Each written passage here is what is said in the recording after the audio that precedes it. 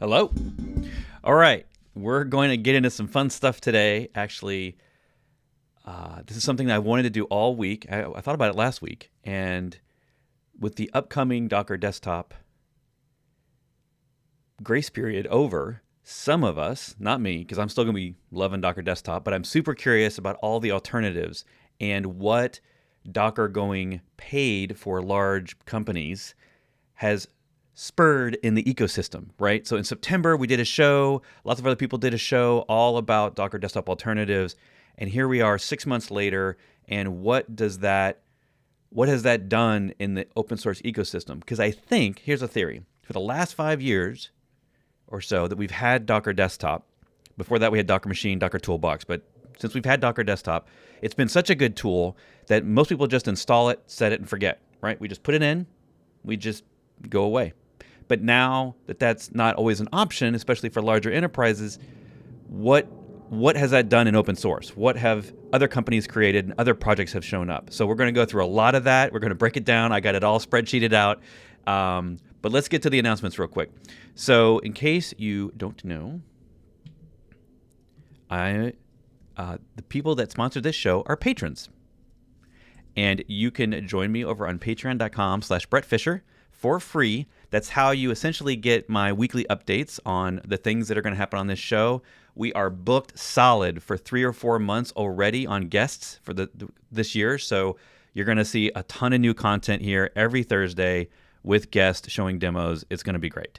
Probably more guests per month than I've ever done. So we're really ramping up on that, and I'm excited. So please come back every Thursday, check back often, like, subscribe, I'll do all those things, right? But also on Patreon, if you would like to support this show with buying me a coffee every month, including some benefits, you can do that over there, but you don't have to pay. You can just click the follow and get my emails and notifications about what we're doing on this show, my podcast, the open source, blah, blah, blah, right?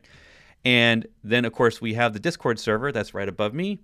Over 8,000 people. Come chat with us, all DevOps all day long. And hello to all you all in chat. We'll get to that in a second. I see everyone there.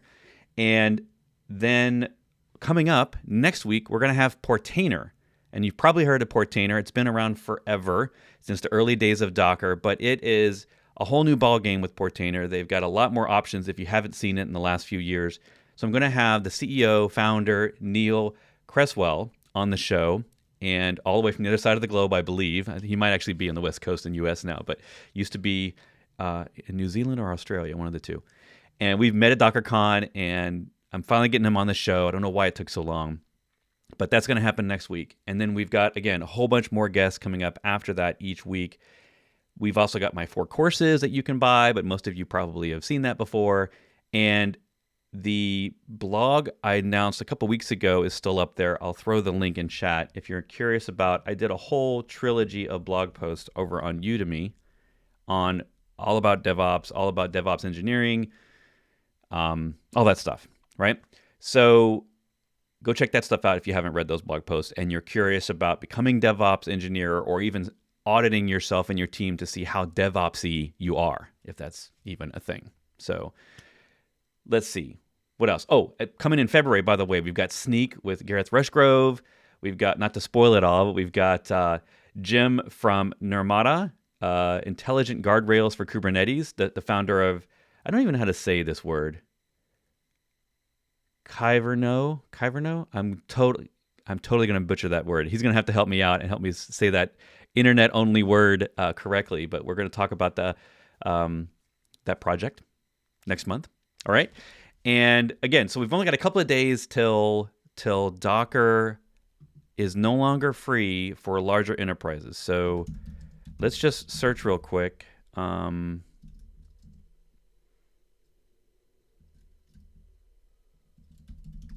See if we can't find FAQ. Docker's got an FAQ on Docker Desktop and what it really means. And it is, by the way, if you're taking any of my courses, Docker Desktop's still totally free. It's totally free for anyone's use in learning, even on a company computer. Absolutely allowed. If you are not with a company and you're just using it for personal use, or you're just using it for open source projects that are not for your company's benefit, like if you're just doing it on the side or you're just supporting open source as a part of your job, but it's not really for the company's use, you're just doing that. Anyway, there's a lot of opportunities, including small companies that are, 10 million a year and 250 employees. As long as you fit into all these models, you can still use Docker Desktop. But there might be some other tools that are getting better and better, and maybe you want multiple tools, different options. Maybe you want to completely replace Docker Desktop because you are in a large company and you're forced to change because they're not going to pay Docker. By the way, I'm a huge fan of paying for software, especially good software, when I know, especially when I know the team behind it and I know all the good things that they're doing. And that's Docker. I talk with those people every day almost. And I've obviously, being a Docker captain, I'm not obligated to be a super fan, but I am a super fan, and I think they make great stuff. But not every tool they make is always going to ever be the best tool for every situation, right? So that's where a lot of this alternative stuff started showing up. We've had stuff like Minikube, MicroK8s, Kind, K3D, K3S, or Keys. We've had all these other tools for a long time. But what I'm looking at here today, and what we're going to focus on, is a local host on your machine, not servers in production, not for testing or automation, but on your machine when you want to run containers in and out of Kubernetes, like just running regular containers without Kubernetes, and then also optionally having Kubernetes, and then using all your local host tools, right? Using your editors, using your own browser. How does all of this fit together? And how does it work across different platforms? We have so many different platforms now. We used to just have Intel Mac, Intel Windows, and Intel Linux. But now we have ARM across almost all of those, and that adds further complications. I'm on an M1, but I have other Intel Macs, and I have Windows on Intel. And so I've got a lot of different setups here to figure all this out. So the first thing I did was make a spreadsheet. So let's go take a look at that and see what we can figure out. So here, I'm going to get you all the links so you can look at it. Now, everybody can comment, and I'm looking for comments if you know information that I haven't filled out yet. So I'm not giving it world writable yet, but if you know a lot about a particular one of these products, then please DM me later, find me on Twitter or email or in Discord or whatever, and I will invite you for writing. But everyone's allowed to comment. So if you have insight on a particular feature or a particular product, love to hear from you. And today, Nuno, which Captain Corsair, you've seen him on the show before, has been helping me out all day from SUSE. He's involved with Rancher Desktop and knows a little bit about it. He's also just a constant hacker playing with tools. So thank you, sir, so much for all your support today, last minute, and helping me fill out this increasingly complex spreadsheet. So what we're going through is basically every feature that I could think of that I care for local development, DevOps testing, and operations on my machine. So what is not in the spreadsheet are server-side solutions or automated remote solutions. This is really about running on my hardware on a single laptop, right, or desktop.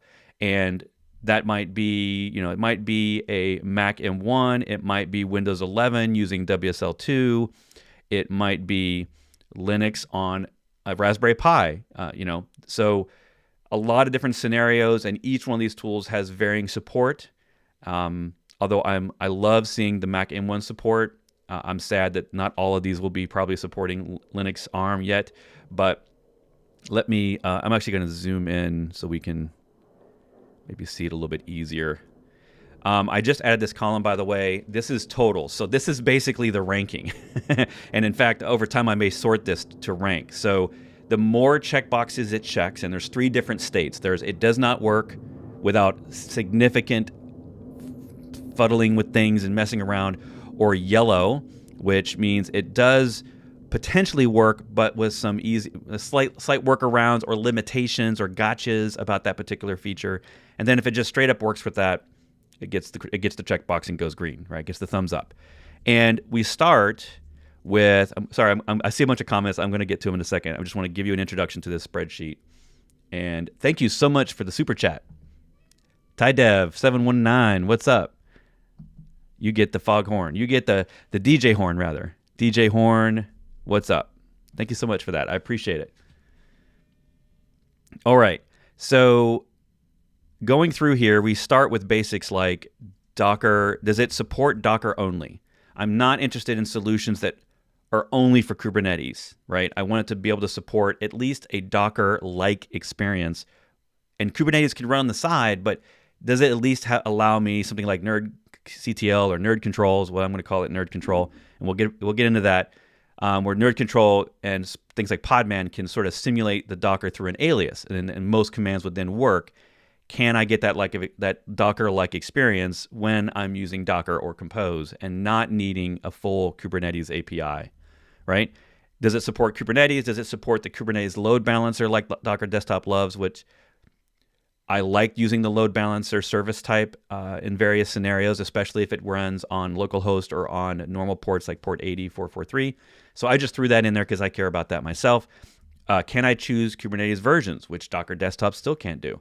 Can I, what is the bind mounting performance of taking my files on my host and putting them into the container? Now in WSL2, we're just going to say everything's in the VM of WSL2, right? Because that's where you get the best performance. But what is it like day to day when I'm doing normal development with this type of workload? And does it work as equal across all OSs? And we'll get into that a little bit where we talk about how something like Minikube will work on an M1, but it runs in emulation, so it suffers from performance, right?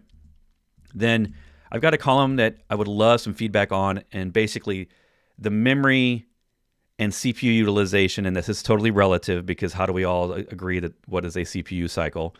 But what is the minimum resource utilization out of the box without anything running, right? Or maybe we just run a node container or a Nginx container and then just measure that, right? Because it's not really doing much in the background, but at least a container has launched.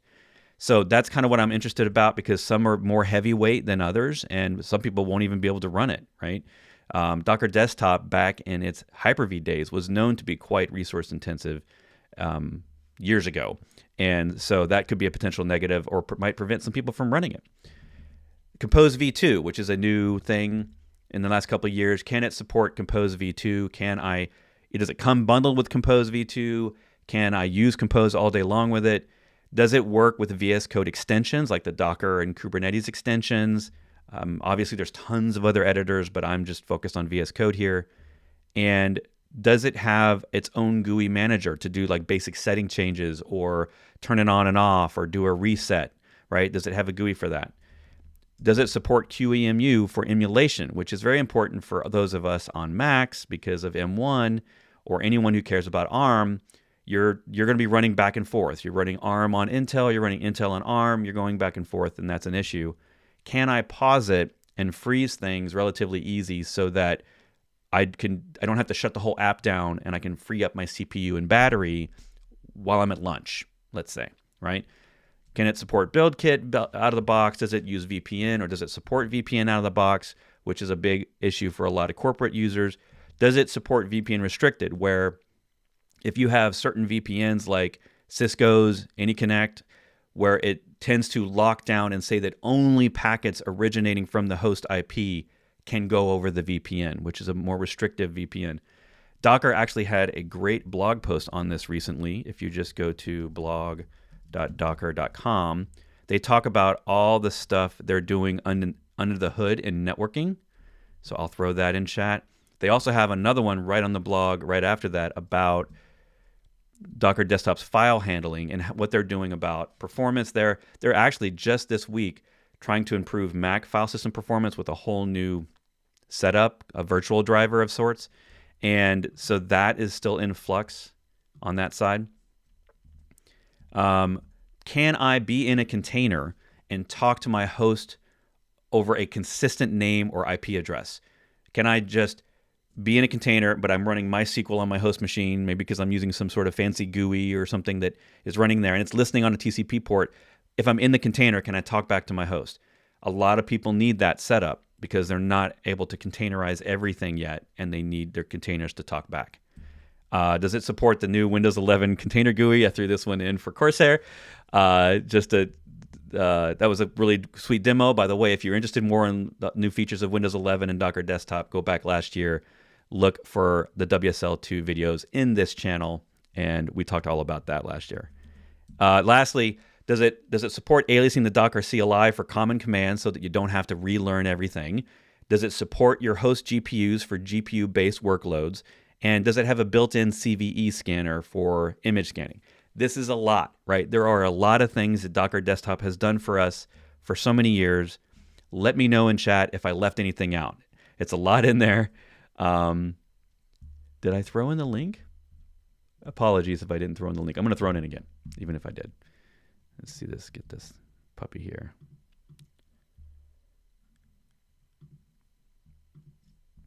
Hopefully that's clickable. And I'm going to make a short URL for that too.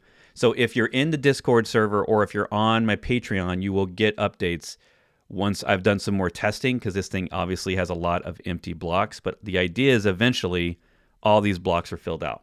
They have some sort of color in them, and we know whether or not it will work. All right. So now that's the setup. Everybody's going to be jumping in. Let me scroll back and make sure I've got everyone. Hello, hello. Hello from Turkey, India, Bangladesh, Argentina, from the Cloud Native FM.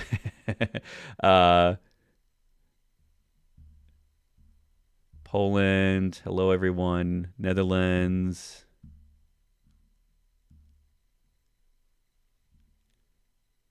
Let's see. Sajek, am I close at all on that?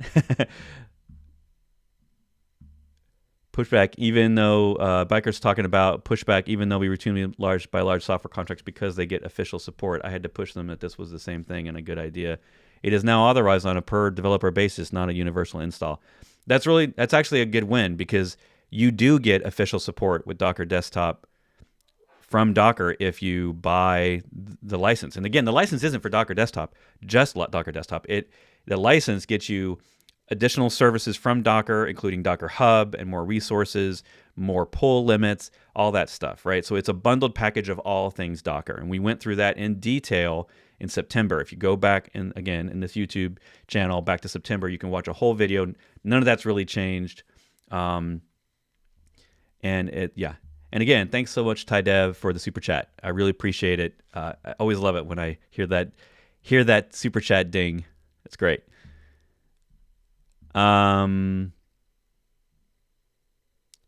Developer guy build kit machine. What is that? Give me more info on that. Is that a GitHub URL? What are you showing me there? I know you can't post links. I have to actually approve them. So that's just the way that YouTube works. It wants me to approve links. So maybe describe what you're talking about there. Batouan? Sorry if I'm mispronouncing that a little bit. .NET Tie seems to be a reasonable solution for local development. I don't know about that one. Should I Google that? All right, we'll come back to that, Anton. Yeah, I think I went through all this stuff. Yeah, never mind. Okay, cool. You got that, Nicholas? Yeah, Compose and Tony. Compose is 9 Rancher Desktop. I believe that's true as well. I've actually got, so this is my Intel Mac. It's a little small. I might be able to actually increase that size a little bit. So this is my Intel Mac, and because I'm streaming right now from my normal machine, which is an M1. So I didn't want to do all the testing on ARM, because I know not everyone's got an M1 Mac, and most people are still on Intel. And that's going to be the widest support, right? Intel is going to be supported more than an M1. So I wanted to do a lot of the work on my Intel Mac. So there you go. That's why I have that up there, because you can see that it's if you can read that tiny print, it is an Intel Core i9. And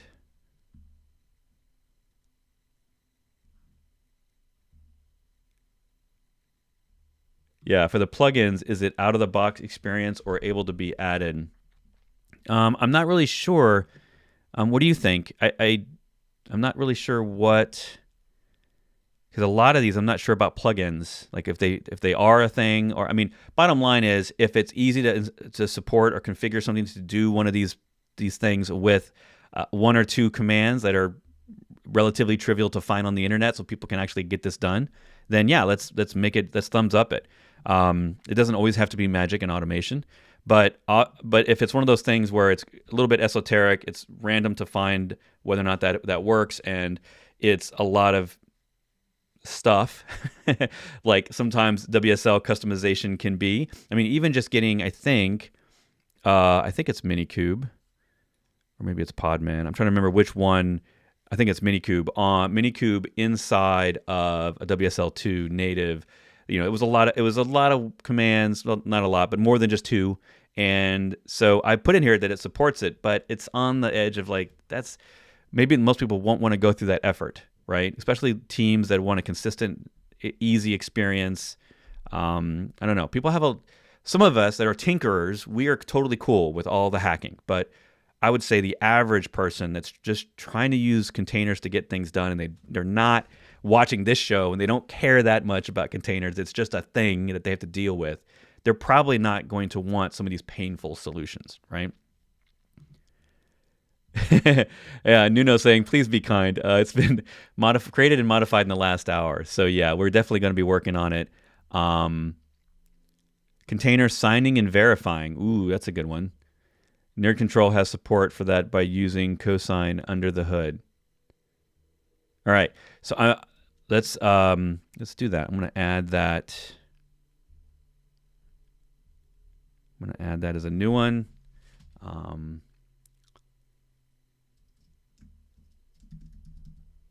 just going to say signing.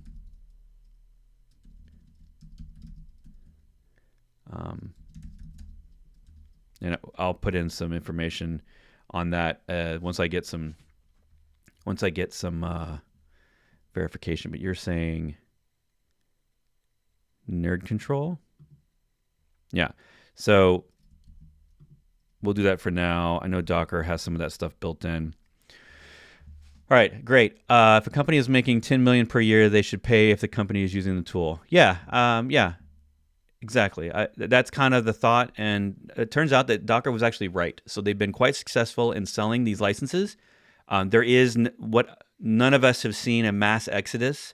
There are unique scenarios where people are looking either for personal reasons. I just pay the $5 a month or whatever, $3 a month or whatever it is. I paid for the lowest plan and individually, and I think it's worth it. In my job, I use containers almost every day, like basically all day. So yeah, I think it's worth it, but not everyone can do that or is willing, uses it that much. There are other tools on my system that have a paid option, but I just don't want to pay because I barely use them, right? I only use them rarely, so it doesn't make sense for me to keep paying. Thanks for enrolling in the course. I really appreciate it. Shishir, sorry if I messed that up. Hello from Mexico. Hello, everyone. Podman is also working on a similar effort as far as I know. So yeah, that something we're going to talk about that Nuno clued me in on is Podman. To me, Podman was always just a Linux utility to start containers with systemd, but it continues to add new functionality. It now can build, and as of very recently, we have some comments in here. Podman Machine can now do some things, including dealing and installing itself in WSL2 and using backends so that it starts to feel a little bit like a Minikube maybe. I haven't had a chance to really dive into it. So that is something I want to check out because it's always been a big barrier for me on Mac, and all of my Linux people out there, obviously it works great for you, but most of my customers are Windows or Mac. I mean, almost exclusively Windows or Mac. And they don't want a VM all day long that they have to have a desktop on in order to use GUIs and whatnot for development. So it needs to be something that runs natively from the Mac or Windows machine. And whether it creates a VM, that doesn't matter. It just matters that you can use all your normal tools on your host, and whatever's on your local machine didn't take a day to set up, right? So Podman and Minikube actually do that, and that's pretty great. We're going to spend a lot of time talking about Docker Desktop. I'm sorry, Rancher Desktop, not Docker Desktop. but Rancher Desktop, because they have made a huge amount of effort in the last 6 months, and the 1.0 just came out this week, so they're officially launched. RancherDesktop.io. So they're now. Yesterday they were live streaming on Twitter, and that was pretty great. The team launched 1.0, so now it's GA. And one of the things it now does, as well as working on Apple Silicon, which was, I'm sure, a huge lift for them, and congrats to the team, but also it supports running Docker-D or the Docker daemon as the container runtime, which means you can technically now use the Docker CLI on Windows and Mac to talk to that socket and give you a very, very similar experience. What's next is for me to figure out, does it have BuildKit installed and working by default out of the box? What does it do with Docker context?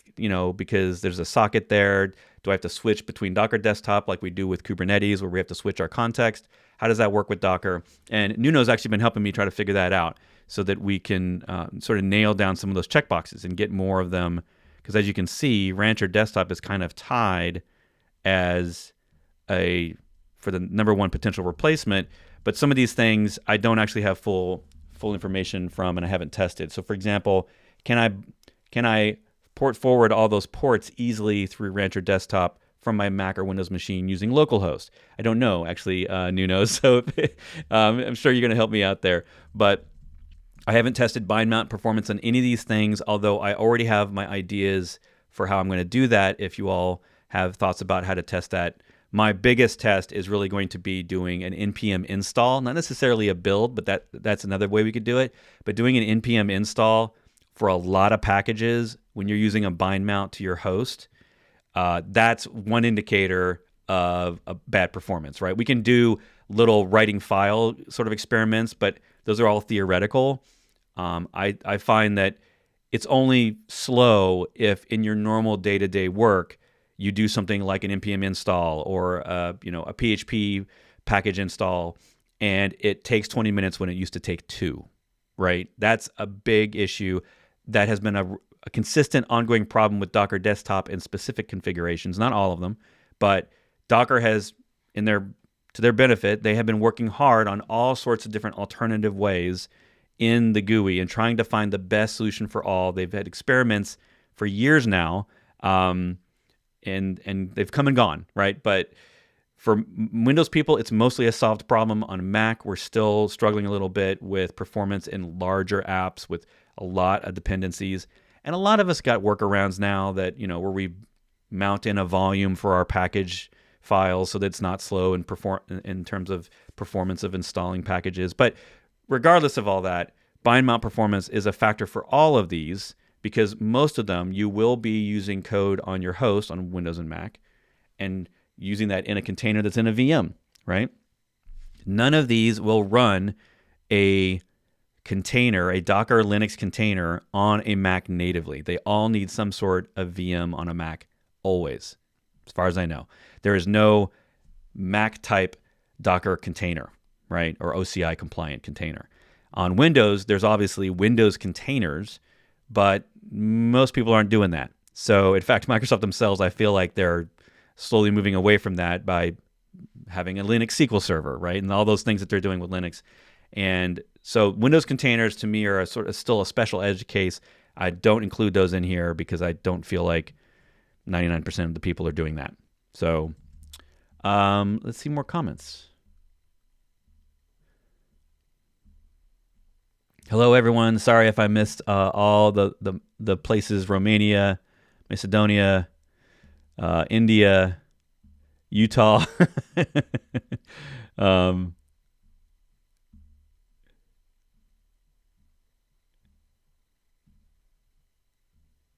Let's see. Nuno's throwing a bunch of information. They have a Docker driver now, Minikube. I'll update a blog post on Kubernetes very, very soon. Yeah. So, for example, with Minikube, it does have a Docker-only mode, and I put in a comment about that. So if you're using Minikube and you just do a start with no Kubernetes equals true, and the default is still that it's using Docker as the container runtime, it's still doing that. And you can say no Kubernetes, and then you essentially get a Docker VM, right? Now, the same thing can be done with, I have this one called multipass plus things, which means multipass is my favorite way to create a VM when I just need a full VM, a full Ubuntu image. It's about a gig, I think, in size. It downloads it. It starts it up in seconds. It's super fast.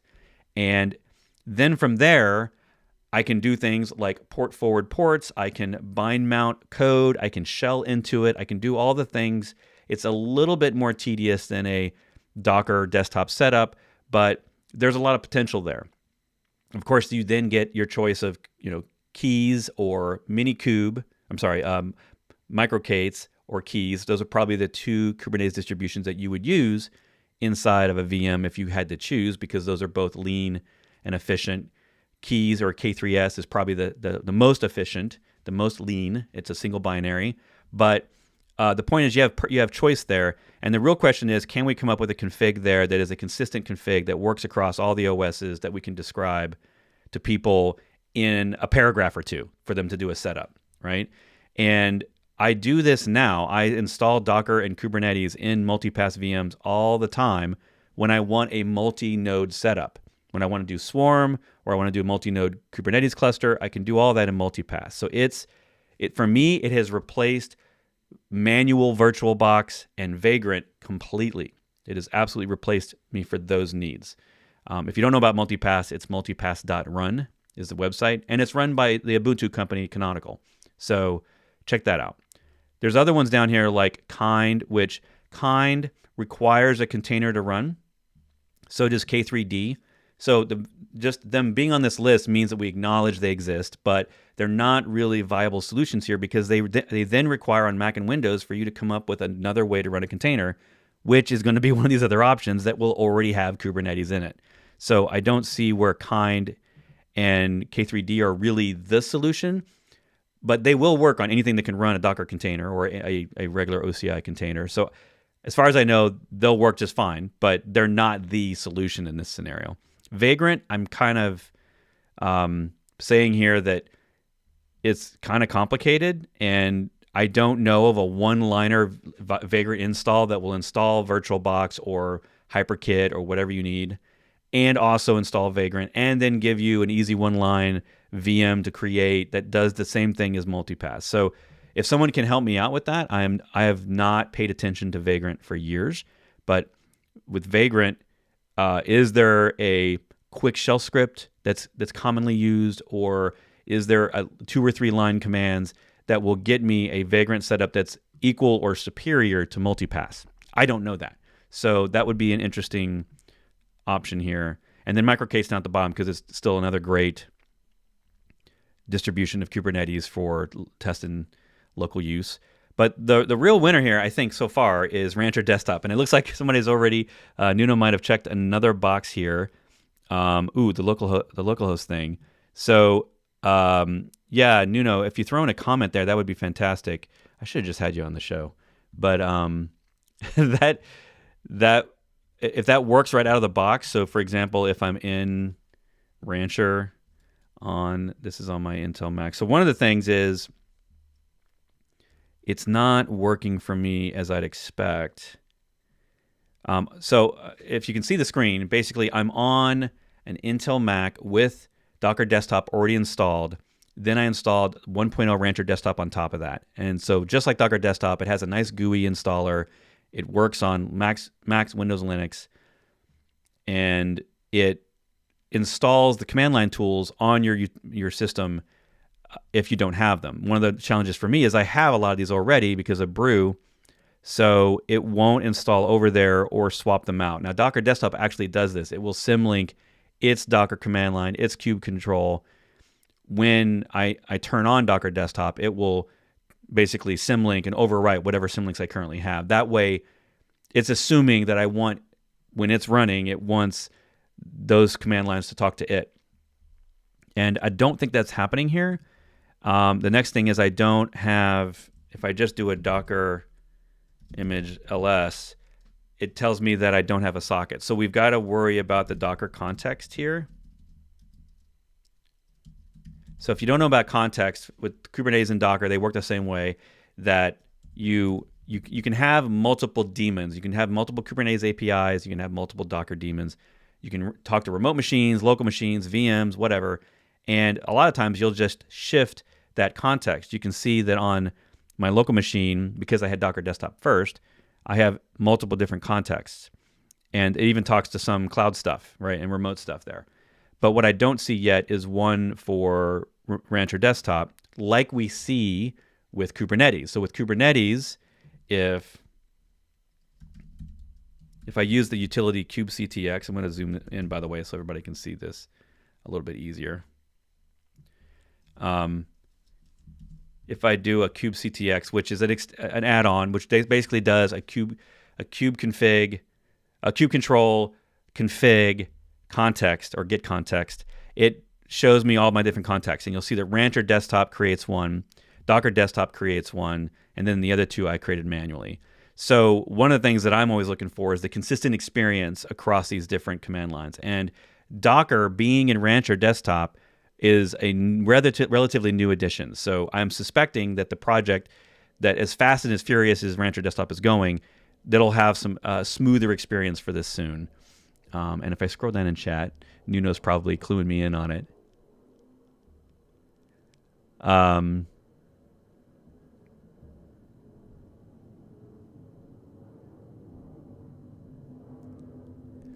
Sorry, sometimes I'm not sure what the question is in reference to, so because the comments are delayed and I don't read them in real time. So if you have another question, Antoni, sorry, you're going to have to be complete about what exactly you were asking about. Podman uses a VM to run on Mac OS. Yeah, and that wasn't always the case. So that is, to me, a new development in Podman and exciting for me to consider. It's leaning under the hood. Yep. Yeah. So Rancher Desktop uses a lot of other projects and open source. So it's standing on the shoulder of giants. And I'm just excited that the team and the community is getting behind it. If you have gone and looked at the Rancher Desktop repo, it is fast and furious. And so because for a lot of people, it's going to become the new Docker Desktop, they get to enjoy the hundreds, if not eventually thousands of issues that everyone will place because every little edge case isn't supported. So welcome to the pain, Rancher, and we appreciate you for all you do. So thank you so much for this wonderful open source, and good luck. So there's all sorts of stuff happening. You can see the action in the issues daily. And it's clear that the community is getting behind it, because if you go down here, you've already got 20 contributors and they just reached 1.0, right? So the fact that it has existed and in a world where we have so many other choices and it came out sort of last, I mean, in terms of all these on this list, I think it's the newest. But the fact that it's now claiming 1.0 and has so many features is pretty amazing, actually. So bravo to them. Yeah, one more feature, handle Windows containers. So okay, so here's the thing. Let's talk about Windows containers for just 1 second, because I know most of us aren't affected by it. But Docker doesn't actually support the Windows container daemon anymore, as far as I know. So dockerd.exe is now maintained by Mirantis, I believe. And so it's a weird time for exactly what that means for Windows containers and the potential support for third party. So right now, as far as I know, the only one of these that would support Windows containers is Docker Desktop.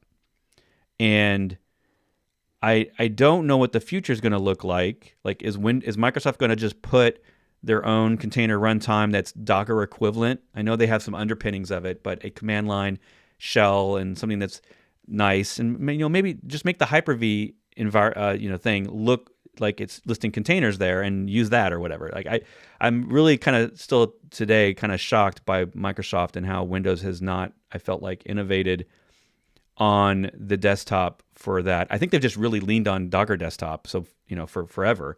But now that the licensing changes have happened, I don't know if that means Microsoft's going to come up with a new plan for how they're going to run OCI containers on the desktop with a friendly CLI and a potential GUI. I just don't. It's weird. I feel like Microsoft by now should have had something But I also know that they've had a partnership with Docker and that they've been working together on a lot of the Windows stuff for a long time. So there's that.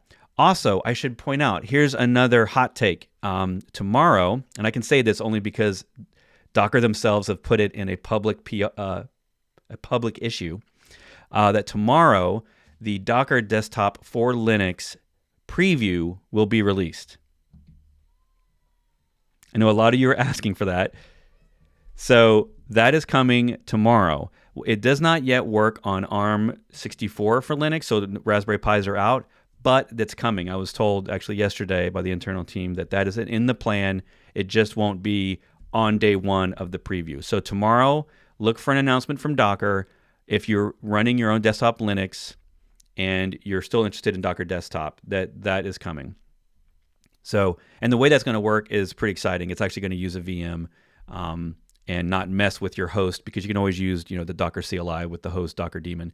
But it's going to basically do like it does on Windows and Mac, and it will do all that stuff. We'll probably have an entire show about it, and maybe even if we're lucky, have one of the Docker team members on. But yeah, so that's going to come, and the idea is it works as similar as possible to the way it works on Mac and Windows, which means a VM with a minimal little tiny OS that's all containerized up and super efficient. And yeah, so that's coming. Exciting there. All right.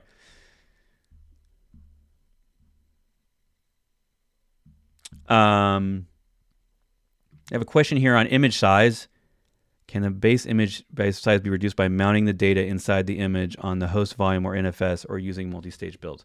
No, not by mounting. You can't really, that's not really a thing that you would want to do. But multi-stage builds, your base image, is kind of what it is. So it would be like if you were using the Ubuntu official image, right? That's, I don't know, 60 or 80 meg. And I'm not sure that anything you can really do there to significantly reduce that. So I'm not sure what you mean by base image. But usually the base image is where you start. So I've not seen someone, although it's totally possible, I suppose, to take the base image, delete a bunch of stuff out of it, then go to a stage that starts from scratch, and then copy the remaining files into that new scratch stage. I suppose that's possible, but all the official images are so tiny already, and those experts in those distributions are making them smaller all the time. So it's hard for me to imagine how you could get that smaller. I hope that helps. All right. Lima Bliss Nerd Control, never heard about it. Well, this is what you get for being here on the show. So that is specifically Lima Nerd Control.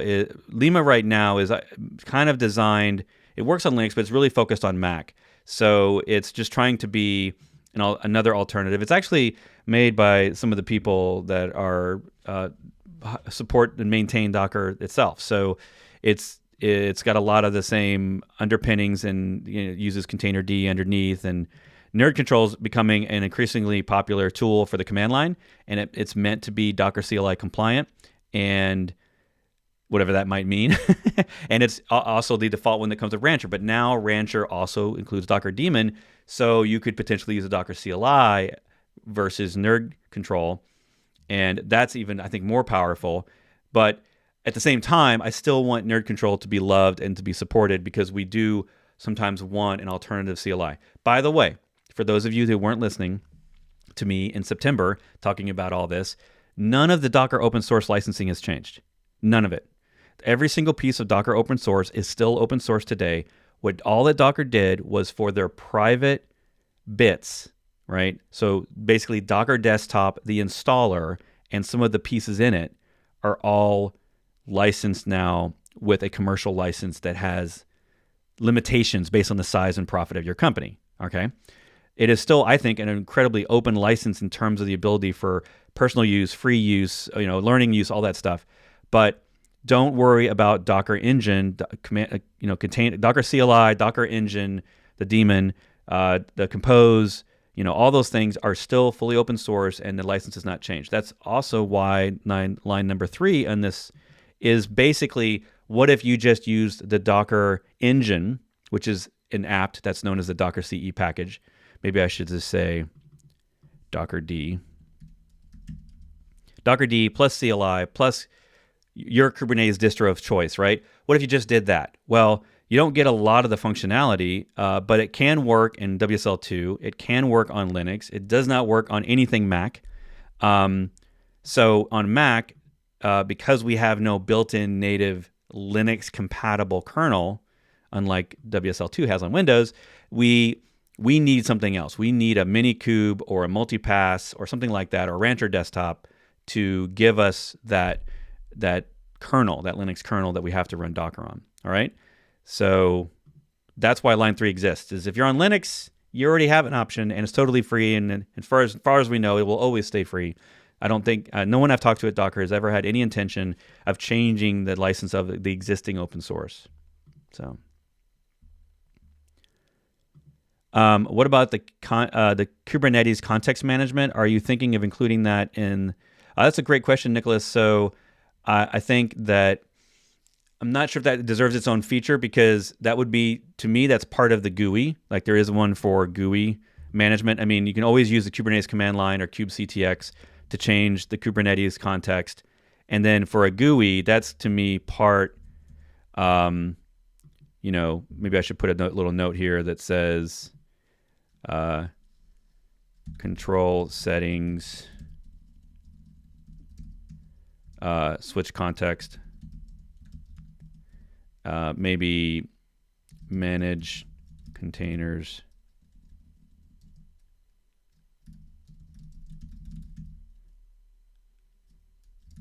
Right. And Docker Desktop does that very well. Rancher is coming along, but is pretty limited. It doesn't give you like an active list of workloads that I'm aware of. It does let you muck around with the images a little bit, but it's more, I look at it as more of a troubleshooting and setup configuration, right? It's got this great button here for resetting Kubernetes. Oops, sorry, not looking at my screen. It's got images listed here. It's got Kubernetes settings. So these are just really the settings, but this wonderful little reset button that I use all the time in Docker Desktop and also now here in Rancher Desktop, because sometimes rather than deleting a bunch of resources in a namespace, which sometimes can get really complicated, especially with hidden resources that aren't easily seen, it's really easy just to click a reset button and not completely wipe out the VM, although they have the factory reset button just like Docker Desktop. So pretty cool there, right? I still consider this mostly, though, a settings interface and not so much a day-to-day use, which with Docker Desktop, that's what they're trying to do, right? Docker Desktop is allowing you to jump into logs, to jump into a shell, to turn off containers or stop Docker Compose or do a prune or a cleanup of images and stuff like that, or estimate the file size of all your images. Like do all those things from one GUI. Yeah. And we have Kubernetes GUIs out there, so I'm not so much interested in these tools because we can always use Lens and all the other tools that exist as a GUI on Mac and Windows and Linux for managing Kubernetes visually. If you don't know about Lens, just go look up Kubernetes Lens. It's run by Mirantis, another great project and a great tool. So let's go back here. All right. Hello, Eric. Mabadel. Hello from Germany. I know. Well, and it's funny because my last Eric is saying I hear the Lilu voice from Fifth Element whenever we say multipass, and multipass is whenever I first heard of it, that's exactly what I thought of. But I also have a dog named Lilu, or had a dog named Lilu. My last dog was Lilu from Fifth Element, so I'm a big fan of that movie. So good job recognizing that reference. Currently investigating an issue with Rancher Desktop not loading an image built using containers and nerd control. So, and that's the thing, really, right? Like, I think the Rancher Desktop community is going to probably spend the next year dealing with the rigor that Docker Desktop has had to deal with for 5 years, right? All of the edge cases, all of the nuances, all of the ways that you can break this complicated setup, right? Making sure that it works over all the different VPN scenarios, which I know can be quite complex. I mean, there's a reason Docker Desktop bought a unikernel company and has a large number of developers all focused on the Docker Desktop. It is not an easy thing, as referenced by their recent blog articles where they talk about all the stuff they're doing in the networking, it kind of blew my mind. Like there was so much going on there in the networking blog post that they posted. It seems way more complicated than you think it would need to be, but clearly they have their justifications for wanting to work on all VPN scenarios and all networks. Supporting HTTP proxy, which isn't in my list. I should probably put that in here, but supports HTTP proxy in the container. There's probably some other network edge cases, supporting changing the default subnet so that it doesn't conflict with external subnets on your regular network. That's a thing that you have to honestly do a decent amount in Docker Desktop on corporate environments because they end up using a 192.168 subnet that conflicts with the one in Docker Desktop. Anyway, so there's those kinds of scenarios that I think Rancher Desktop is going to be dealing with a lot, hence the 200 plus tickets that are still open. But as long as the community stays passionate about it and it's not just two people alone in a room working on it part-time, I think it has the momentum to solve a lot of those problems. So I'm excited about it. I thought Lima plus Nerd Control had M1 support. So Sabin, check that out, and if so, put a comment in there, and I'll check it out and then validate it, and then basically give it a thumbs up if that does work. I think when I last looked, I didn't see anything in there about M1. So, but I also have it blank over on the spreadsheet, so that maybe is meaning that I just forgot to check. All right, can you share this sheet after live? Scroll up in the chat, Ahmed. The link's already in there, and I'll go ahead and put it up there again. I'm actually going to, while I'm at it, I'm going to go make a short link for it because it's already bugging me how long that link is. All right, in chat, I'm not quite caught up with all the comments, but what do you want to dive into? What do you think I'm not listing? So I'm going to call this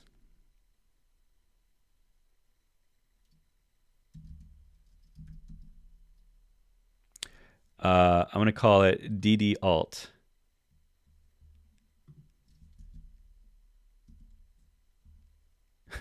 So there's the spreadsheet. That should work. Also, hello, DevOps Toolkit. So by the way, I'm just going to pimp this out real quick. So Victor is a friend of mine, has a fantastic killer YouTube channel. And if I just search on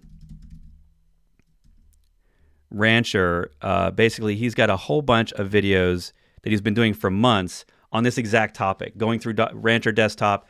And the challenge is now is that there's been so much changes, even just the last 2 or 3 months, that going and watching the old videos, you learn a lot, but a lot of the issues, and he's had a ton of chat in there. So I selfishly, yesterday, was looking through a lot of his YouTube chats, trying to figure out the potential issues that people are having with Rancher Desktop that I needed to basically put in this spreadsheet.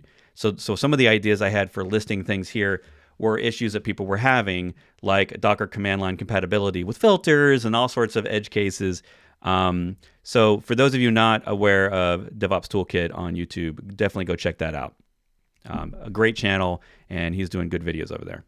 I learned a lot. So hopefully we're all learning from each other, as we should. All right. Currently have to stop DD and restart RD. You should be on the right context. Yeah.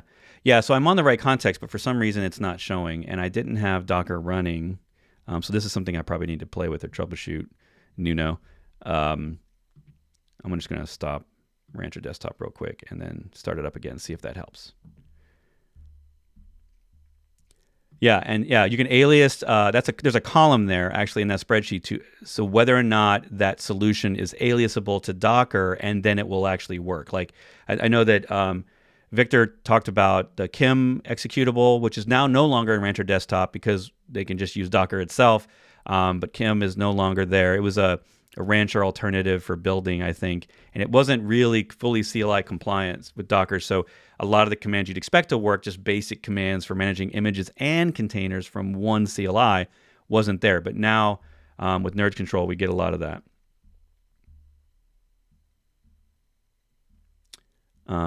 Suda Sand Shoulders. There we go. All right, Lee's going to jump in. At some point, we need to have a column. Like this is not really a feature in desktop, but this is not really a feature in Sheets, but it'd be fun to have a little comment in there or a way for people to vote for which one they're using, just by upvoting or something.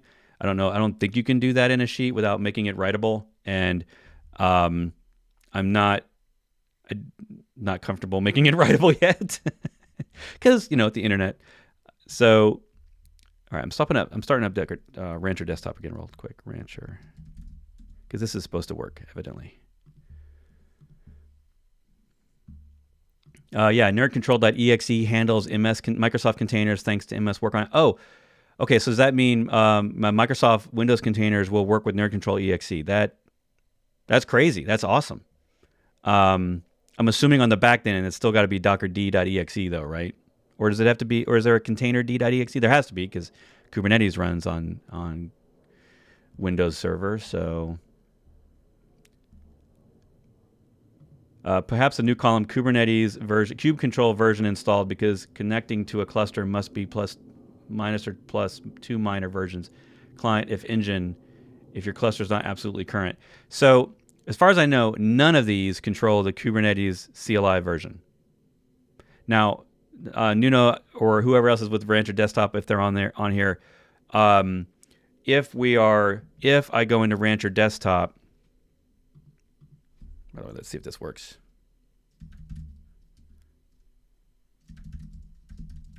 Oops. Yeah, still not connecting to the Docker daemon, even though I'm using. Oh, it switched back to container D.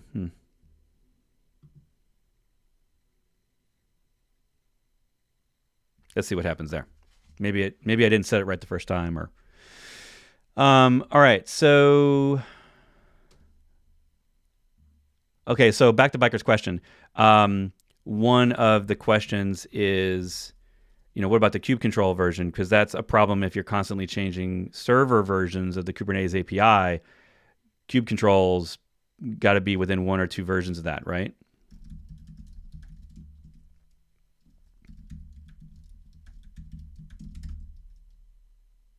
I don't think that's the right password. Yeah. This is a remote machine, so I have to think about what I'm doing before I do it. So with Docker, Docker Desktop, remember, we don't get to control the Kubernetes version. It just installs whatever the latest is that Docker then supports. And with that, they automatically update the kube control command line. With a lot of these other solutions, kube control is either installed with it, and it's whatever version that's installed, or it is controlled separately because you just install it with the normal package manager. This is very true on Linux. Like if you do microkates on Linux, it doesn't even install kube control by default because microkates space kube control is the way that you would use it normally with microkates, unless you go and manually get the kube control and then make a kube config and all that stuff, right? So I think it's very dependent, but as far as I know, that's going to be a hard. I'm trying to think about how that would actually work. I'll consider that. I'll consider that column because I'm not sure how relevant it is in a tool. If you change, let's see, if I change in Kubernetes the version to like 1.16, does the Kubernetes CLI change with me? The problem on my machine, and there's going to be all these sort of considerations, is my Docker and kube commands are controlled by Docker, and it seems that the Rancher Desktop is not willing to override them. Also, those of you on an M1 or really on a Mac at all, I don't think this is true on Windows, but if you're using Rancher Desktop, you may have a permissions problem out of the box with the utilities. And let's see if I can make this show. Yeah. So see, this is on my M1 Mac, and basically what I have to go do is, because this thing's not running as root, this GUI, right? And I guess there's no process in the background running as root. So in order for it to write over those, it has to have access to bin. And my M1 Mac is default, which means I have not gone and changed privileges on user local bin to allow write by my personal account. Now on my Intel Mac, because I was always impatient those many years ago when I configured it, my Intel Mac is like that. Let me change back to that. So that's potentially a complication that not every developer is going to know what proper permissions on Linux or Mac that they need to do there. So it would probably be helpful to say, use this command, use this command to go and add permissions for your account or change permissions to your account or something like that. But I ran into that and I haven't changed it yet. So yeah.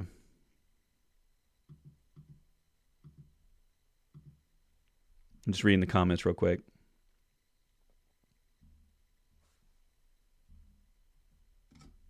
Yeah. Yeah, heard it here first. I wasn't supposed to tell anyone tomorrow, but they put it in a public issue. If you go to the Docker roadmap in GitHub, you can follow along with all these issues in the Docker roadmap. And so you can see what new things and what stuff is happening in Docker Desktop. Let me just show you that. If you just search GitHub Docker roadmap, you'll find this. And inside this repo, anyone can file an issue in this repo. And Docker will consider your request for a feature, and then you can get all your friends to thumbs up it. I have done that with you several times. All you on this show, whenever I care about something, I mention it here and I ask you to go and thumbs up it, simply so that my requests get more attention. It's never actually worked, but I've tried, and thank you for your support and help with thumbs upping things. But in here, if you click under projects, you can actually see a Kanban board on all the issues they're working on and things that they're starting to write code, almost there. So you will see that in here there is Linux implementation of Docker Desktop. So all of you can follow along with that issue, and I will just post this in chat. And every time I do that, I lose my place in chat.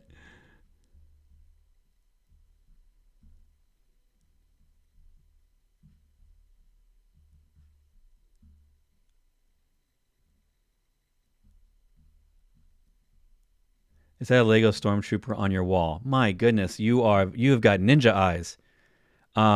Yes. That poster is basically like one of those micro lenses or whatever you call it. I can never remember that term they use for taking pictures of small stuff.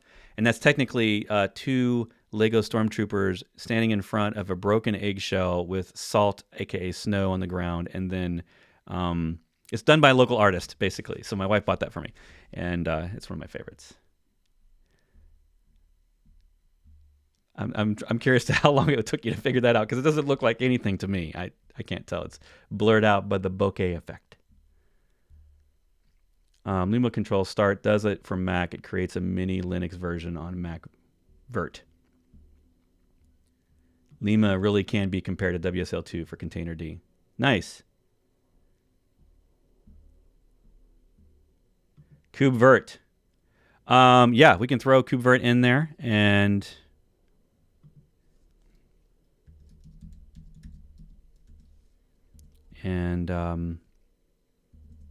actually, I might do this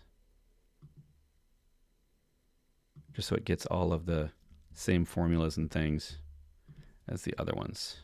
KubeVirt, line 12.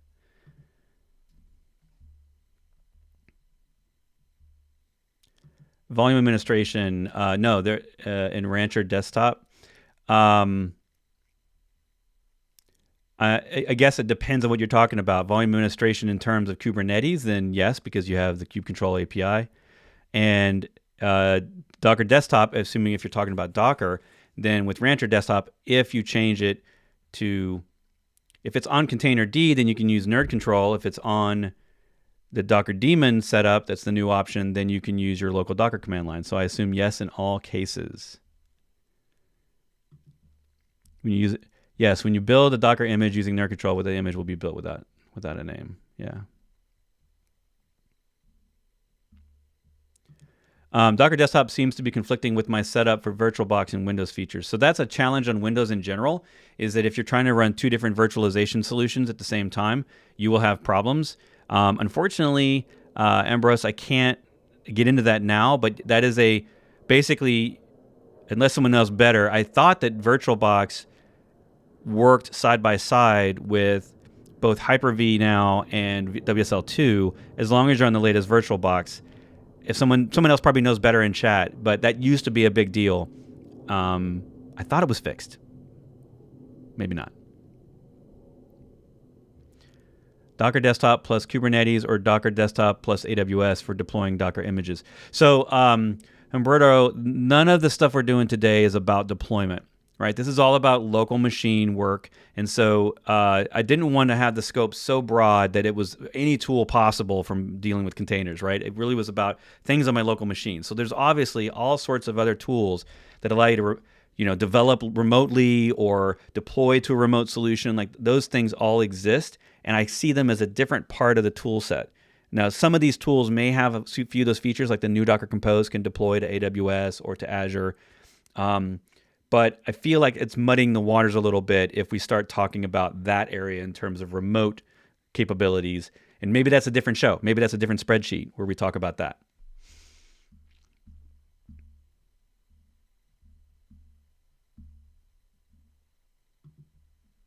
Conrad saying, recommend you contributing to the project. I'm assuming you're talking about Rancher Desktop, but yeah.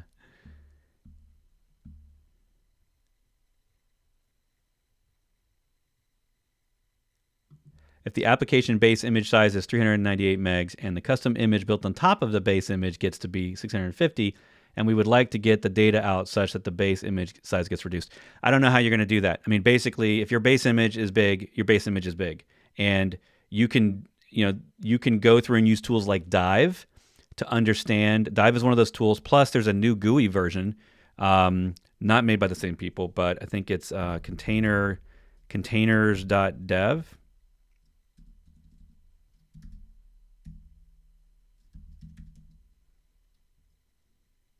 Let me see if I got it right.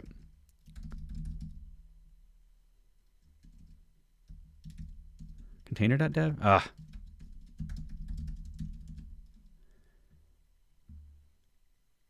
I'm not finding the tool. Let me see if I can find it over here.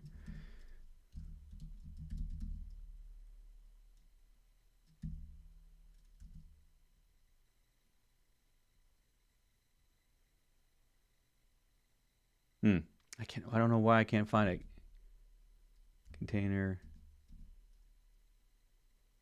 Anyway, there's a GUI. Somebody's going to remember in chat, and I'll see it here in a second. But let me go to the live chat.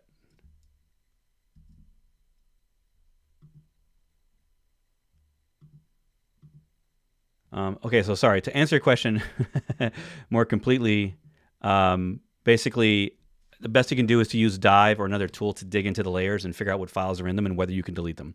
And then you would use multi-stage to sort of delete them and then make a new scratch image. And it gets really, really complicated. So the best thing you can do is to look at your application dependencies and see what's taking up all the space. And a tool like Dive, D-I-V-E, can help you do that. There's another GUI tool that I can't seem to find. Contains.dev. Thanks, Eric. I knew somebody would figure it out. Not containers. It actually showed up in my browser, but I kept typing the end of containers. So you can pull an image. That's not a good one. Let's look at PHP. And so I can pull down that, and it will show me where all the layers are, where the space is in the layers, what files are in the layers, and I can get a sense for what's really going on in the size of my container. And from there, it's basically ninja foo. Like you've got to figure out, how do I get rid of those files? How do I delete them? If it's a base image, maybe you make your own custom base image, and that means you got to become an expert and support that. But it gets really complicated really fast, so good luck. There is no quick, easy fix for any of that.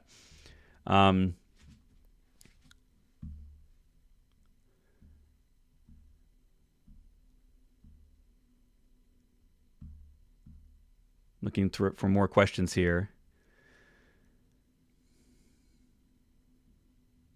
Thanks, Mandy, for adding adding info. Really, VirtualBox or Hyper-V still doesn't support accelerated graphics. GPU stuff. I just assumed it would.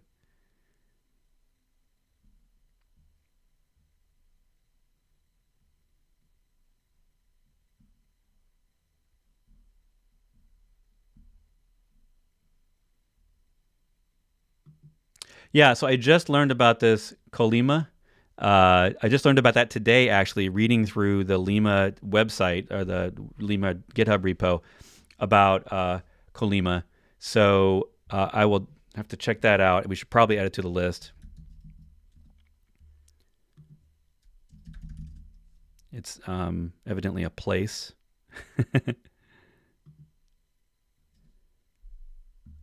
Yeah, so what we're talking about is this project, Colima. Container runtimes on macOS and Linux with minimal setup.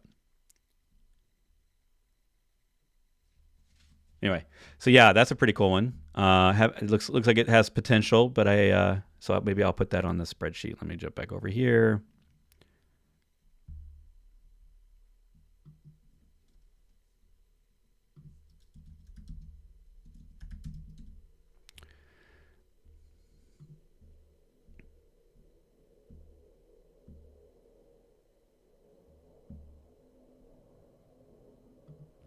I also need to remove the Docker desktop symlinks. Yeah, I guess what you're talking about there is in order for me to overwrite the files, I have to.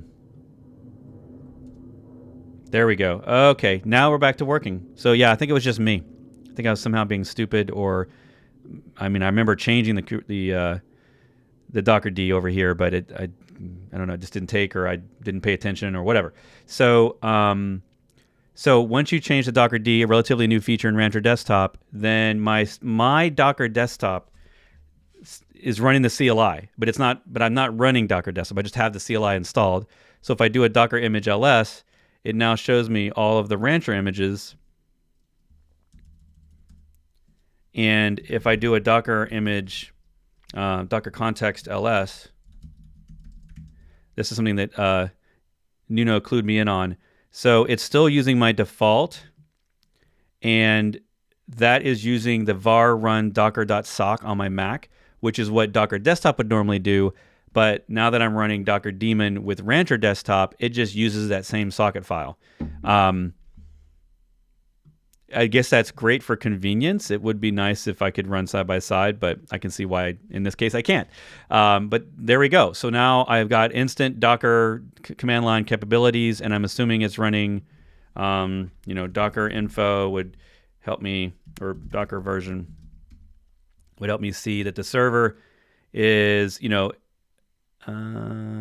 one patch version behind Docker Desktop, right? So we're basically sort of proving here that it is indeed using the Rancher Desktop, and hurrah. Yeah, that's pretty awesome. So we're slowly whittling down the major concerns around Rancher Desktop compatibility. And I imagine over time, like we're seeing the totals here on the spreadsheet, imagine over time that Rancher Desktop will get closer and closer and closer to Docker Desktop. Of course, Docker themselves are not going to stop innovating. So as they find out more things like dev containers, other things they're going to do with integration with Hub, those might be things I need to add to this list, because if they get to be popular options and I hear my students and customers all using it, then I will certainly want to add it.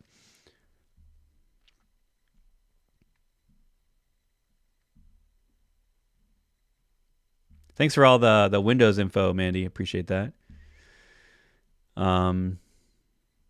Use Katacoda as a build tool, Manvidar. Yeah, you could totally do that, or play with Docker, some sort of remote build tool. But that's the thing, right? If we considered remote options for building or running or deving, like this would be 200 lines in the spreadsheet, right? We'd have so much stuff here. So I had to narrow it down to just local host stuff in order to do that. Yeah, same level all in one. And that's the thing is Docker Desktop has been around for at least 5 years, and before that they were using Docker Toolbox, so they already had they knew the problem set really well. And then they hired a company of experts to help them with creating VPN kit and data kit and some of the lower level stuff. They got this unikernel thing going on. They've got a lot of custom work in there and intellectual property. So it will take, to be end to end, feature for feature, it will take someone else a similar level of effort. I think a lot of the things nowadays, we're lucky because a lot of the things have been solved problems, and a lot of these tools, if not all of them, are already using some Docker components out of the box. They're using some parts of Moby or Containerd, which essentially was gifted by Docker to the community, along with some other community developers in the maintainers list. But there is Docker tech in every one of these. So if you're someone who, and I don't know that there's anyone, I've not talked to anyone like this, but if you're someone who's absolutely anti any Docker code, I don't know why you would be that person, but if you were, I don't know that you can use any of this stuff. Like, all this stuff in here is going to have lines of code written by Docker's employees in it at some point. So, which really just talks about the power and universal abstractions that Docker has created. The VPN kit I know is well used. HyperKit, I'm not sure how much people are using DataKit, but Linux Kit's still very popular, used by SASs, other command line tools, other systems. So a lot of this stuff really is just Docker donating tech and then other people coming up with better solutions. And that's why it's fun to revisit this now, 6 months later, is because, Docker's had such a great tool. A lot of these tools didn't need to exist, and people weren't terribly motivated in solving the same problem over again. But, luckily, Docker's now making money, which is a great thing. I want Docker to stay around. I don't want them as a company to evaporate because they couldn't figure out a viable business model. So I, for one, was nervous about them asking for money for Docker Desktop. I wasn't all thumbs up, but at the same time, it sounds like it's going well. So let's hope we hear from them. They're not public, so we don't know anything about financials or anything like that, but it would be nice to hear that, hey, they're making a profit and they are going to be around for the long term. And that would be great. I would love to know that, because for 8 years now, we've all been worried that it just at one point may just go away and be blown up in smoke and acquired by some company for a small fraction and then basically turn it into a different product. So I do want them to stay around. I do want them to make money on their Docker Desktop, and I do like the idea of truly fully open source alternatives that aren't super hard to use. A lot of these tools have existed for a long time, but to try to use them in replacement has always been a very substandard experience. And I think now this is kind of challenging the ecosystem to come up with alternatives, and I love it. Multipass works with Apple Silicon. That is listed on here, I think. Oh, yes. So let me fix that. So a lot of these, I'm not actually sure. I've got a feeling that a lot of these are just going to check that box on M1. But right now, so like, for example, on Minikube, one of the complexities is when it runs using QEMU, and it runs the AMD version on my M1. So I haven't done performance testing with Minikube. It is one of the more complete options. I think this total for Minikube will go up as we get more feedback and test more things. Again, if you have experience with something, add a comment. Any of you should be able to add a comment. If you know something is true, or if you have a link, put it there in the comment, and then I can go and research just to be another person to validate it, and then put the checkbox in. And then that way I'm not doing all this work, right? Like the goal here is a community effort to try to help guide people toward a decision without reading 20 blog articles and wasting 2 hours on tooling that they maybe could never use to begin with, but they didn't know that because it's not obvious. And trust me, I've been reading all the blog articles, watching all the videos, and this stuff over the last 6 months has changed so much that everything's outdated. Like, this spreadsheet is the only hope, because the video you're watching is about to be outdated tomorrow when Docker Desktop announces Linux and Linux version, and now it's outdated. This video is outdated because I don't have a demo or I can't talk about it. So this is going to happen, right? This is going to get outdated. So I'm hoping this spreadsheet will live on after this call, and that I'll come back to it here in a couple of months, and maybe we'll do a quick revamp, maybe not a whole show on it. Let's see. What other comments we got? Any other questions? Thanks again, Eric. Contains.dev. That's a great web GUI for breaking up images and looking at the layers and the files all in there. contains.dev. So I have Rancher and Docker Desktop both installed on the same machines, both an M1 Mac and an Intel Mac.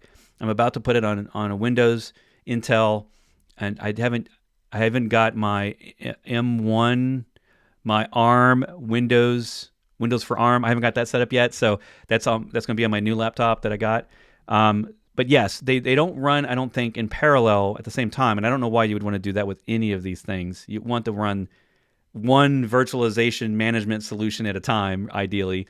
But they can both be installed. I have them both installed. They both work. If you go back 10 minutes, we were just dealing with my dumb issues with Rancher Desktop not working with Docker daemon, but it works now. So no problems. Why does Rancher Desktop need a VM for Linux? On Mac and Windows, it's always going to need something. On Windows, it can be a WSL2, which is technically still a VM, but it's a very native-focused VM, so it's really high performance. On Mac, everything has to run on a Linux kernel, so you need a Linux kernel in a Linux VM. Even if it's a tiny little Linux kit VM, it still has to be there. That's a great question, Flo. Yeah, thanks, Jonathan.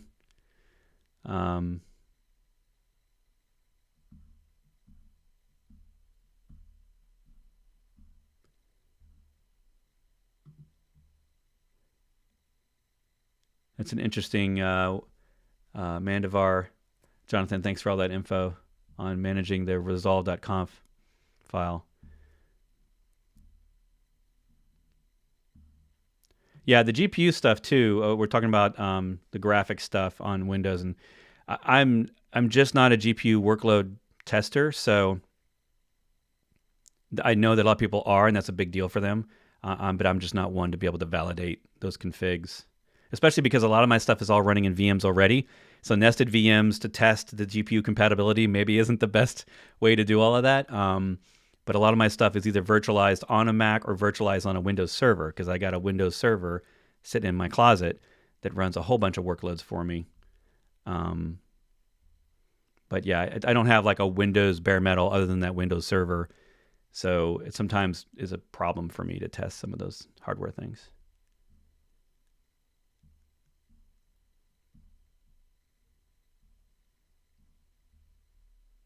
You're most welcome, Brahmani. Number 12, Kuvert. Yeah. Oh. VIRT. Yes. VIRT. Remember, everyone, you can add comments if you'd like. Comments are encouraged on this spreadsheet. Just right-click, and you'll see the comment option. Even if you're not logged in, you should be able to add a comment as anonymous. And you just do this, right? And if you're an anonymous person, when you right-click, you only see the comment option and like one or two other things. So, and then those of you that are maintainers or evangelists or people that are particularly passionate about one of these, and you know a lot of the answers and you want to get involved, DM me somewhere else and I will get you in as a full right access. And we can make this thing usable and valuable to the community, and maybe someday turn it into a shorter video in a blog post that complement it or something. And feel free to share this around to others if you think that it would be valuable. Obviously, it'll be more valuable once we have more of these blocks filled in. But yeah, I've kind of been wanting this for a while. Was kind of hoping someone else would do the work. But here I am, volunteering more of my time. So I would appreciate any help you all can give here. Yeah, so that's some good experience there, Jonathan, having split amongst Linux VMs with Docker, Podman, Minikube, or K3s, GitLab CI, container image build. Yeah, it's funny because now that I've adopted GitHub Actions for all of my open source projects, I don't actually do a ton of local building unless I'm testing my creation of the Docker file. Once I get the Docker file to function, I tend to just ship it off to my repo, and then they'll auto build. It'll load up to GitHub Container Registry as well as Docker Hub. It does all those things. So yeah, honestly, it's funny. I never thought I would say that I don't build and push a lot locally, but I really don't. I don't even know the last time I did a Docker push. It was a while ago because, again, everything automated in CI. So if you're curious about that stuff, go to my GitHub. I got tons of stuff in my GitHub now about all of the GitHub Actions examples using Docker, using automated linting with superlinter. I've talked a lot about that over the last over the last year, as I've adopted superlinter and GitHub Actions for all of my projects, including my courses, which are now using that stuff to test changes, lint everything, test images, stuff like that.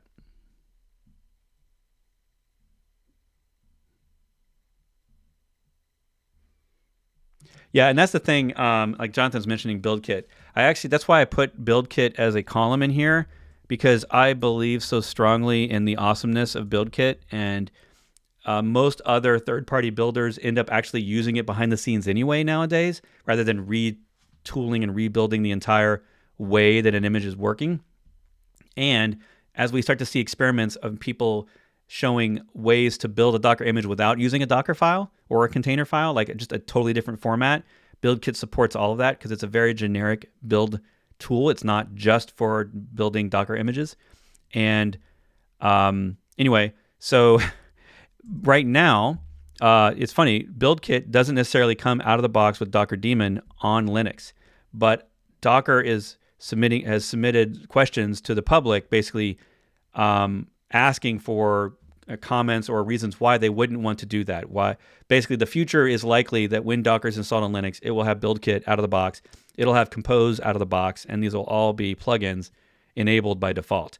And once that happens, we'll get a much more consistent experience regardless of whether you're using Docker Desktop and which OS you're using, right? Because I like the idea that all the tools at the end of the day are using something efficient and well supported like BuildKit with tons of functionality and parallelism.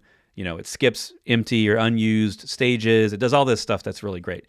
Supports SSH agents. The list goes on and on. Experimental stuff.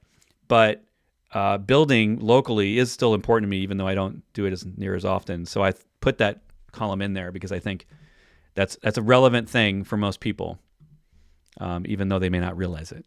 They just do a build command and they just expect it to work, but they don't realize under the scenes how complicated. Manvidar, the URL, scroll up in the chat. There's multiple links to the spreadsheet.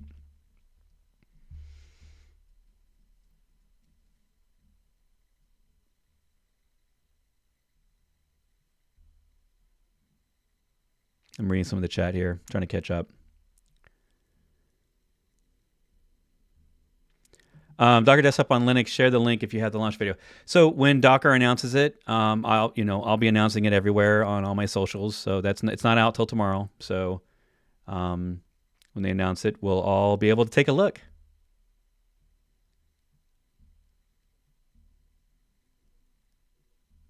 Do I have a home lab set up, self-hosting lab? Yeah.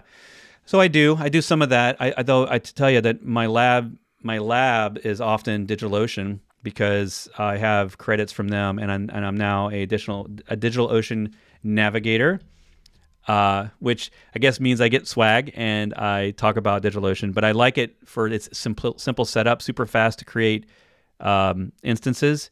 So I create droplets there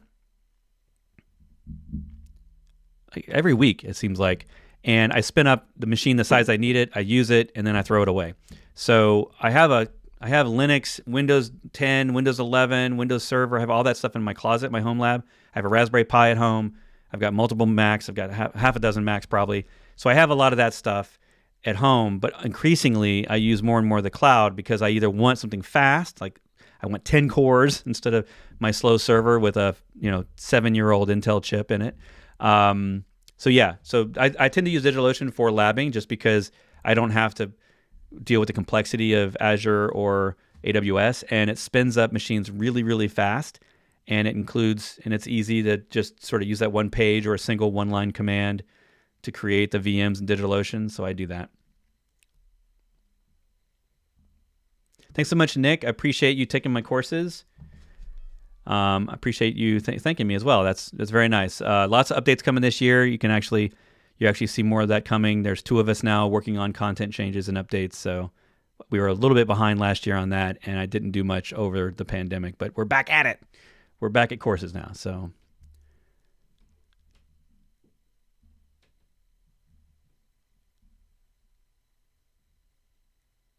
Why would someone not use BuildKit? Anything which supports them, which are missing. I mean, there's other builders that do other things that maybe don't make an image the same way that Docker does. So I suppose there's other reasons to use it. I haven't run into any of those. So I'm sure someone's got opinions, and someone probably knows in the chat, but I just don't know. I've always used BuildKit ever since it was in early beta. So I think it was like 2017 when they told us that BuildKit was coming and that they'd been working on it for years. And I was fascinated because of the architecture of it was really well done, and they really thought about the problem hard. And it's now used in a lot of tools. So, am I wearing a Linode hoodie?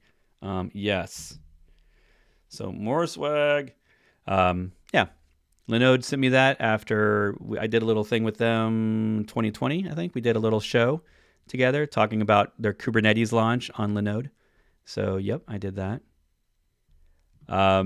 Yep, Eric. I got too many things. I'm not yet a CNCF ambassador because I'm afraid to volunteer, honestly. I'm afraid of the commitment and the work involved, so I'm trying to be minimal. I'm also technically an ambassador for traffic. Yeah, I try to do only the ones that I'm really focused on that I know that I would actually be worth having, right? Those of us that have a lot of gray, it's like we've had credentials, we're done with that. Let's just do the things that matter. So, spreadsheet link, just scroll up. I will put it, actually, I'm going to put it in the description right now since everybody's asking. I'm going to go edit this video. And right now, and add the link.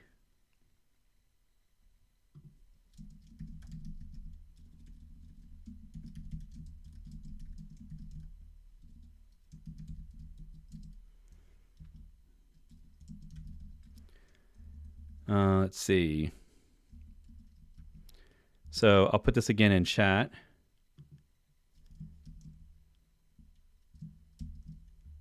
Let's make sure it works. Yeah. All right, so the description should have it updated, and I also put it in chat. Yeah, Linode's pretty fast too. I want to get more into the bare metal options, Equinox and stuff, so that might be my next environment that I play around with. But quite frankly, when you sign up for my courses, I give a coupon link to DigitalOcean for like $100 off on DigitalOcean. And if you want that coupon, just send me a DM or a chat somewhere in any of the things, and I'll get you that coupon. But that gives me a little kickback. I don't know what it is, $10 or something when you actually pay the money, if you ever do. And so with DigitalOcean, I get enough credits that I can tend to run my own stuff there without having to pay for it. So thank you. Small little contribution people give back. Oh, by the way, we also just celebrated, cheers to everyone. Thank you if you're a student, because we just passed 300,000 courses sold. 300,000. I should have had a big banner for that. 300,000 in 195 countries. So it's very exciting to have courses that are so widely, at least hopefully liked, widely bought. Hopefully they like them. What benefits of Docker Desktop for Windows will bring us? I've been using Docker on Linux for a couple of years. Seems already working pretty fine. Well, so basically, just look at the spreadsheet. I hate to say that because it sounds... I have to sign back in again. That's weird. But if we look at the spreadsheet, like basically what I did on the top row was I listed all the things that Docker Desktop does, or what I wished it did, and then everything else has to compete with that. So right now, Docker Desktop is the golden standard. It is the one that, and I'm evidently no longer signed in. I love it when Google resets my auth whenever I'm live streaming. It always seems to be during my live stream. So yeah, so if you just scroll right, you'll see, and I try to comment on each one of the headers for what I'm really talking about. Like what does localhost really mean? What does bind mount perf mean? Relative performance, essentially. when you bind mount code in. For example, on Linux, because it's Linux and you're on the host with Linux and you're running Docker on the same host, there is no performance degradation on bind mounting because it's pure native performance. I imagine that WSL2 could also be considered near native performance, especially ideally if your code is in the Linux VM in WSL2. But I put the question mark here for Docker Desktop because Macs still kind of suffer. Windows suffers a little bit if you're not putting your code in the Linux VM. So it's a little bit of a gotcha with the code performance on bind mounts. And of course, because these are across OSs, if you ever do things like bind mount a database, you end up with just random problems and performance issues and errors, and it might even not work. It might crash. So there's that kind of stuff. And if you just keep going, there's all the features that I really love and enjoy, and the people that I work with all use. So that's where that came from. Oh, Docker Desktop for Linux. Sorry, Anton. Well, it was a great question either way. So Docker Desktop for Linux will just give you that same experience on Windows or Mac, where it will create a VM in Linux. It'll manage everything through the VM so that you don't have to worry about Docker daemon running on your host all the time, because that's what it would do by default. The systemd you would install it on your host, and systemd would always run Dockerd. And so you might forget that Linux containers are still running in the background, right? So with Linux Docker Desktop, it'll be in a VM so that when you quit Docker Desktop, it truly shuts down Docker, it shuts down the VM, it's all contained in that VM, and it doesn't mess with your host machine. What I don't know yet is if it's actually running as root, because one of their advantages, and I don't know this yet, but it might be that you can just do it with user privileges and you don't necessarily have to have host privileges. But I got a feeling that's not true because there's some fancy networking that goes on there. You probably need sudo, so it's probably going to ask you to do that as well. I don't know because I haven't tested it yet. Again, we'll find out tomorrow. So Docker might even do a live stream. I don't know. I haven't asked them, but they should on the announcement, and we just do a live stream for it. Hey, thanks so much. Another super chat. Thanks, Niels. I really appreciate that.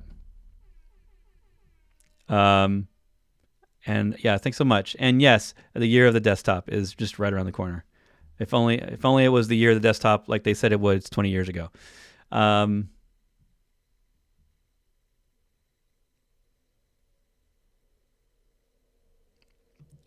Yeah, that's kind of that's why I agree with you, Eric, on the load balancer. That's why I added the column for Kubernetes load balancer.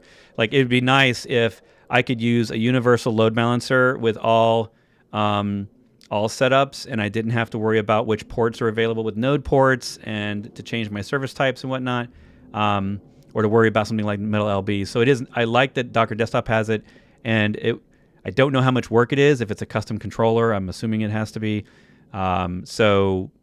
Yeah, I can't imagine that everyone will do that, but it is a nice bonus. And most people don't even know about it in Docker Desktop, that you can use service type load balancer and that Docker will make it work on your localhost IP. And it just works.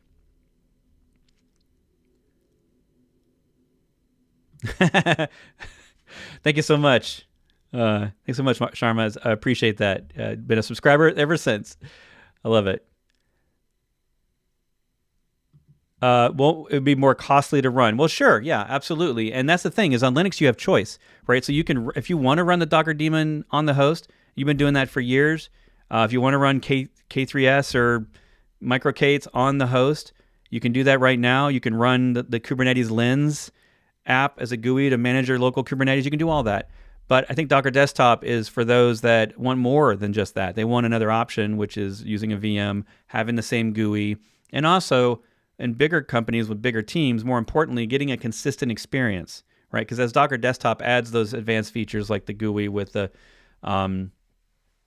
prune and the dev environments and some of the, I don't know, future efforts they're going to probably put into that, and also just being able to wiping away all containers, all images, resetting the factory defaults. That's another really great thing of Rancher Desktop and Docker Desktop. And that is important to me because I'm constantly breaking and testing things. And I always, even when I'm deploying a Helm chart, there are always going to be those resources that sneak into my Kubernetes environments that I don't fully get rid of when I delete the namespace or I do a Helm uninstall. So the resets are always great. And MicroK8s has that, I think, out of the box, but Docker doesn't. Docker doesn't really have a reset. It has prune, but not really the same thing. And Manvidar, thank you so much. Another super chat. We're on a roll today, people. Thank you so much. Where's the super chat sound? So these are all sounds on my Stream Deck. I have a little soundboard. Yeah, Docker Desktop had pluggable CNI. So that's the thing is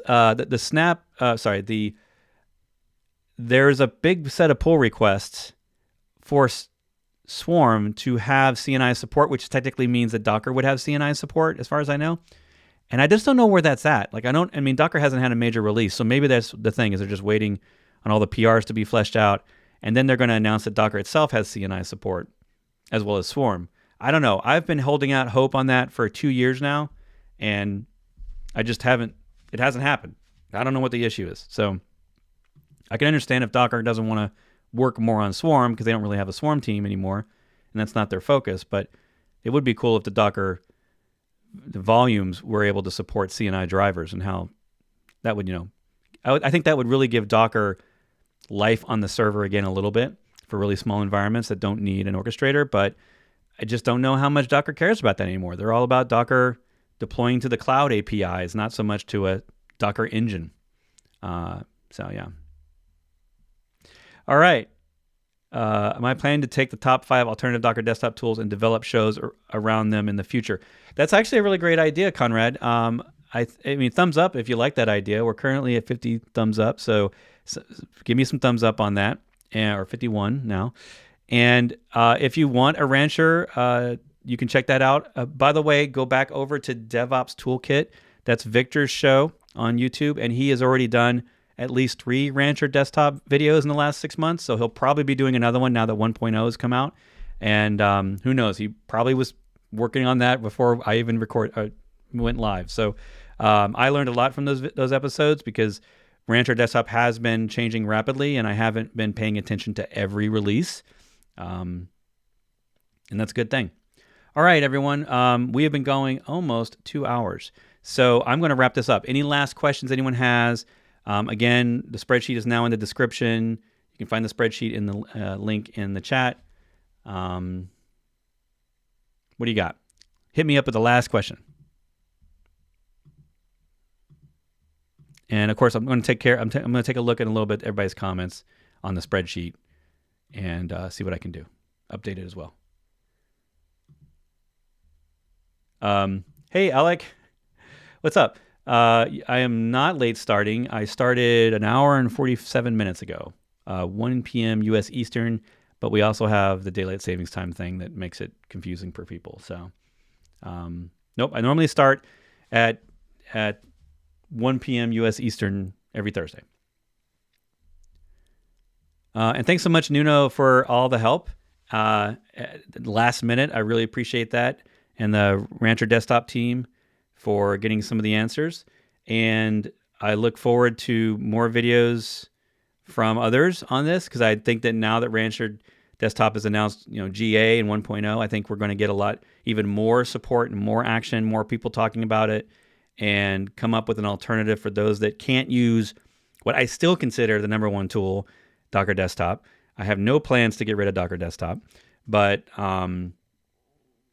I also know that Rancher Desktop is a cool thing, so I want to check it out. All right, thank you everyone for being here. I will see you next week. Again, next week, the guests. I got so many guests coming up that I got to keep track of them. We're going to do Portainer next week. So from Portainer.io, I've got Neil Cresswell. He's the CEO. We met years ago at DockerCon, and Portainer is now way more than it used to be. It does a lot more things. It supports Kubernetes and GitOps and a lot of stuff like that. So we're going to dive into Portainer next week. After that, we've got Gareth Rushgrove from Sneak on February 10th. We're going to talk about what's going on in his world. If you remember Gareth, he's been on my show before years ago. He used to be at Docker. Now he's at Sneak. So we're going to talk, I'm sure, about a lot of security stuff. That's February 10th in 2 weeks. And then coming up in late February, we've got the CEO of Nirmata. We're going to talk about Kyverno. I don't actually know how to say that yet. Kyverno. I'm going to have to figure that one out. But a lot of shows coming up this year. We already booked all the way through the quarter, so come back on Thursdays. Thank you so much, Narahari. You get the DJ horn. Thank you so much for the super chat. I really, really appreciate that. And I'd love everyone that supports this channel, whether it's through Patreon or through helping me in my open source or through buying my courses. I mean, you all are great. You're a great community, and I'm glad to be a part of it and to consider you all internet friends. All right. Ciao, everyone. See you next week.